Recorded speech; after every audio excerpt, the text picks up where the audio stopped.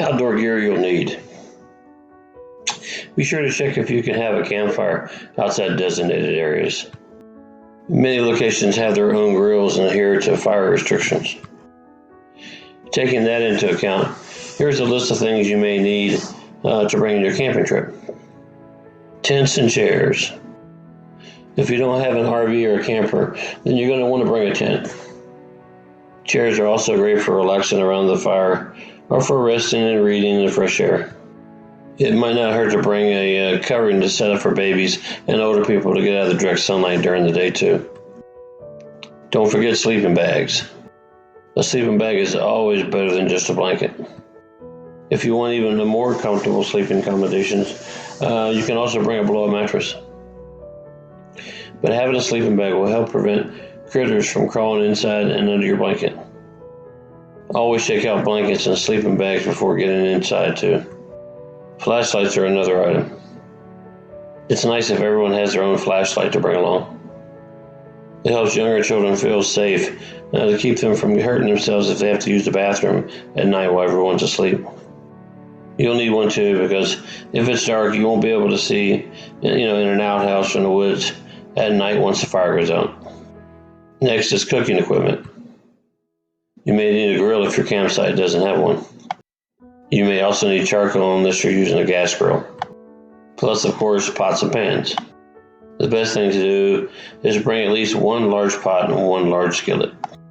Iron is best for cooking over a fire. Also consider bringing foil. You can wrap a potato in foil, put it over the fire, and have a baked potato easily. A first aid kit. Anything that can happen will often happen, especially if you don't bring a first aid kit. Get a special first aid kit designed for camping so that you have butterfly tape and other supplies when you're a distance from medical care. In this way, you can take care of even big emergencies until you can drive to a hospital. Multi-purpose tools. You don't need to bring a ton of tools, but one of those multi-purpose tools that includes a knife is very handy for many tasks that need to be completed while camping, such as putting together tents and other equipment. Simple tools. If you plan to set up an awning, or a tent, you may need a hammer to anchor the tent to the ground. Often it can be safer to anchor tents and awnings if you're in an area that's very windy. So know your area. Two-way radios. Your cell phones might not work. Plus, it'd be nice to collect them up and put them away during your camping trip anyway. Camping is about enjoying nature, and while it's good to have an emergency cell phone, two-way radios are effective and fun and will allow fewer distractions. Lighters and matches. More than likely, you're going to need to start a fire. If the place you're going offers gas grills, you might not need a lighter or matches though. Check out the area first before you go so that you know what's available. Fire extinguishers. Some campsites already have them, but you might want to consider having a fire extinguisher on hand in case your fire gets out of control for some reason.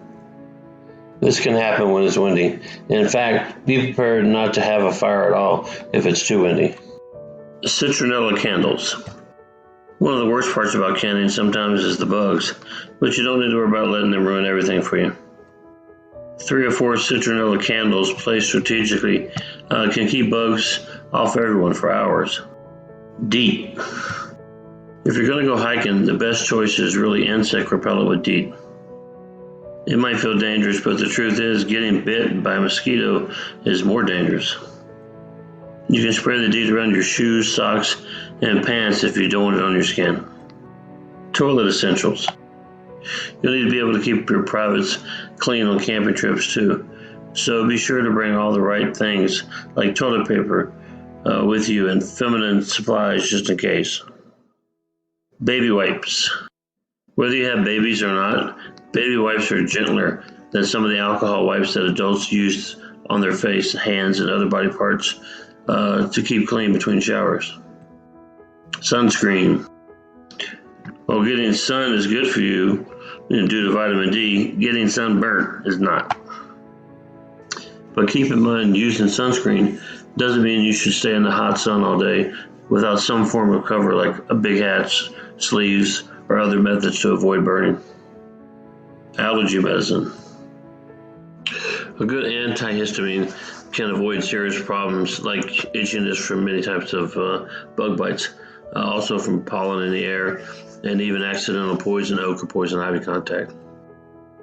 Learning to identify these plants can also help. With pepper spray. If you're going to camp in a place known for its bears, and it is legally allowed to carry it where you are, you might want to consider taking pepper spray. You can use it to avoid being attacked or bitten by not just bears, but also wild dogs or other creatures. Can opener. It seems obvious, but you'd be surprised how many people forget to bring a can opener and then have to find creative methods of getting cans open so they can eat food they brought. A bucket or a basin. You need containers to clean your dishes. You can, of course, use paper plates instead, but you'll still need to be able to easily, wash your cooking utensils. A nice bucket or basin will do the trick for many jobs. Water. Don't assume fresh water will be available. A rule of thumb is you'll need at least 1 gallon of fresh drinking water per person per day. Research in advance what is nearby in terms of fresh water, and don't drink water from a river or stream unless you're ready to get sick. The best way to determine what you need is to figure out things you're going to do. Then write down what you'll need to bring so that you can do those things. Make a list of what you'll need so that you won't lose track. Then compare your list to what the campsite already offers so that you don't duplicate things. The trick is to only bring, what you really need. Take back what you bought and leave the land in better condition than how you found it. We only have one Earth, so you don't want to contribute to environmental damage if you don't have to.